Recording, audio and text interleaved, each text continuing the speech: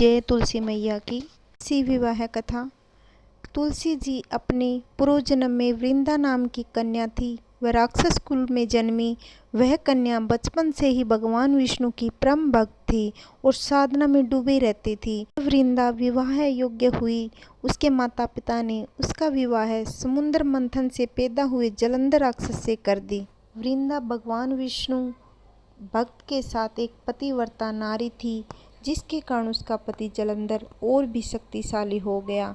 सभी देवी देवता जलंधर के कहर से डरने लगे और जलंधर जब भी युद्ध में जाता, वृंदा पूजा अनुष्ठान करने बैठ जाती। जलंधर युद्ध करने चला गया। वृंदा व्रत के संकल्प लेकर पूजा में बैठ गई। वृंदा के प्रभाव से देवता भी जलंधर को हरा नहीं सके। सारे देवता युद्ध में हारने लगे। तब वे भगवान विष्णु के पास पहुँचे और उनसे प्रार्थना की। भगवान कहने लगे कि देवता गणों, वृंदा तो मेरी परम भक्त है, मैं उनसे छल नहीं कर सकता। इस पर देवता बोले, भगवान अगर कोई दूसरा उपाय है तो बताइए। इस समय आप ही हमारी मदद कर सकते हो। इस पर भगवान विष्णु ने जलंधर का रूप धरा और वृंदा के महल चले गए। वृंदा ने जैसे ही अपने पति को देखा, वृंदा ने समझा शायद युद्ध समाप्त हो चुका है और मेरे पति विजयी होके आए हैं। इसलिए वृंदा पूजा से उठ गई, अपने पति के चरणों को छू लिया, जो साक्षात विष्णु भगवान थे। इधर वृंदा का संकल्प टूटा और उधर देवता ने जलंधर को मार दिया। उसका सिर काट कर अलग कर दिया। जलंधर का कटा हुआ सिर जब देखते ही देखते वृंदा के महल में गिरा और वह आश्चर्य से देखने लगी और सोचने लगी कि मेरे सामने भी खड़े हैं, ये क्या हो रहा है, कुछ समझ नहीं पाई।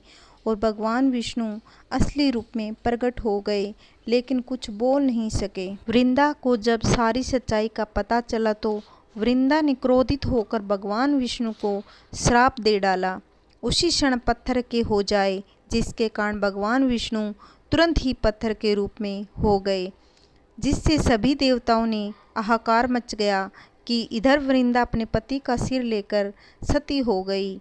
उनकी राख से एक पौधा वहाँ निकला। भगवान विष्णु ने उस पौधे का नाम तुलसी रखा और कहा, यह पत्थर आज के बाद शालिग्राम से नाम से पूजा जाएगा। और शालिग्राम के साथ साथ तुलसी पूजा अनिवार्य हो गई। इतना ही नहीं, भगवान विष्णु ने कहा कि किसी भी समय कार्य में बिना तुलसी के भोग के कुछ भी स्वीकार नहीं करूँगा। कार्तिक मास में तुलसी जी का विवाह शालिग्राम जी के साथ किया जाता है। तुलसी विवाह के दिन तुलसी पौधे का विवाह शालिग्राम से सनातन धर्म के अनुसार विवाह कराया जाता है। शालिग्राम को भगवान विष्णु का स्वरूप माना जाता है। तुलसी विवाह के दिन कन्यादान भी किया जाता है। कन्यादान हमारे देश में सबसे बड़ा दान माना जाता है। अगर मेरी कहानी आपको अच्छी लगती हो तो प्लीज़ लाइक करना और शेयर करना और सब्सक्राइब ज़रूर करना और कमेंट करके बताना कहानी आपको मेरी कैसी लगती है। राधे राधे।